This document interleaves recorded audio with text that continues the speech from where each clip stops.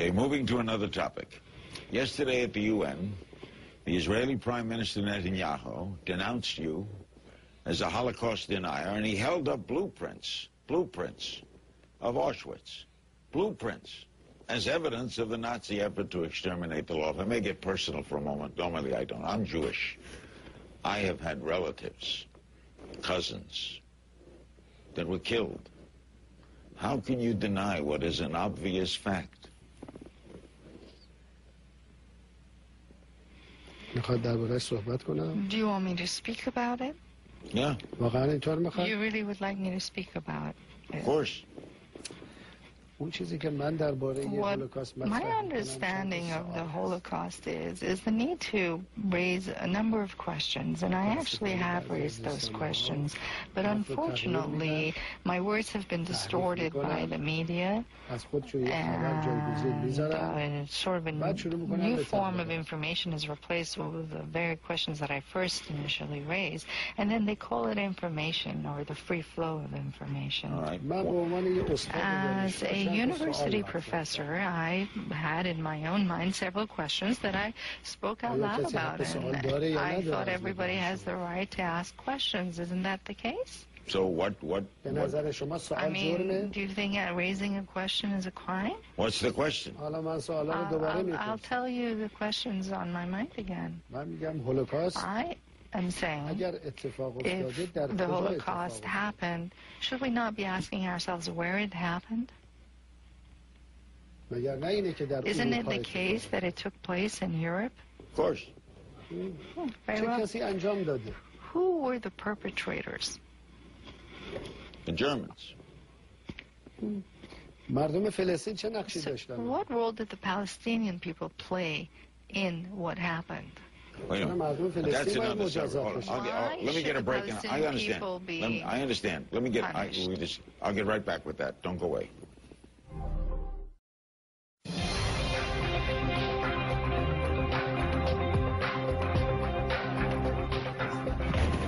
We're back with the president of Iran. All right, we can discuss the Palestine. I understand that point. Are you saying, though, are you denying that a Holocaust existed? Will you acknowledge here tonight that there was a Holocaust, that 6 million Jews were exterminated by the Germans? That's all I'm asking. We'll get to the Palestinian issue in a minute. Are you denying that?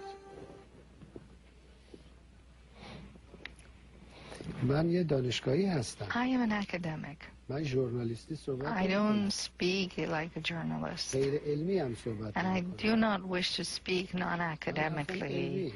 What I have in my mind is an academic question. So if you can bear with me and listen to these questions, I'll welcome any answers you can give me. If you can't answer my questions, I'll really welcome any other person who wants to answer the question. Unless we answer the question, I can't be convinced. So the question was, where did it take place? You said in Europe. I said, who were the perpetrators? And you said Germans.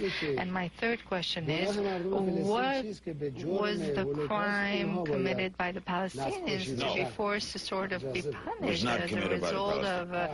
very well said, excellent. But my question was... establishing the Zionist regime, using the Holocaust as an excuse. I mean, that is what happened because the Holocaust happened, they said, and the Jewish people were oppressed, then the Jewish people need an independent government. And where did the war? In Palestine. And we're saying, well, what exactly does this have to do with Palestine? But I understand that. Intellectually, I understand it. But the question, there was one simple question that you can clear up, and then we can discuss where the Zionist state was established. Do you agree there was a Holocaust? Allow me to raise the second question and you'll get your answer. You'll have your answer then if you bear with me. Now, as for the second part of my question, now, there are many historical events. Many things have happened throughout history. Throughout World War II, 60 million people were killed. They all matter. They were all human beings. We have to respect each and every life that was lost in the course of the Second World War. Now, if the Holocaust is indeed a historical event, why is it that politicians care so much about it? Usually politicians allow me. Usually politicians do not give so much attention to historical events. So my question is exactly what result was to be derived of the event that happened that made it so important? How did it influence what we see today? I mean, what is the connection between this event and what goes on in the world right now? Let me get a break. When I ask this question, some people are biased, and you have to allow me. I know, but I've got a time commitment here. It's crazy. We'll be right back.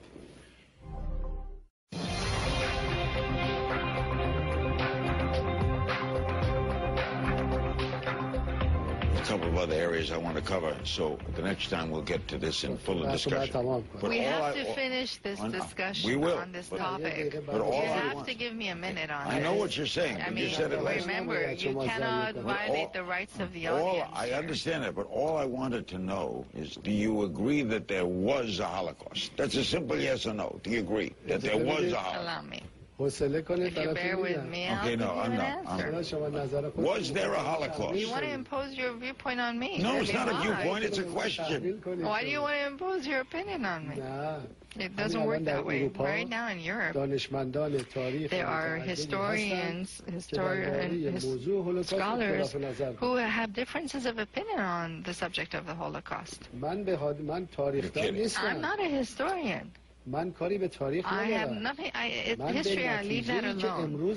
I am focused on the results of all that on our lives today. I'm not a historian otherwise.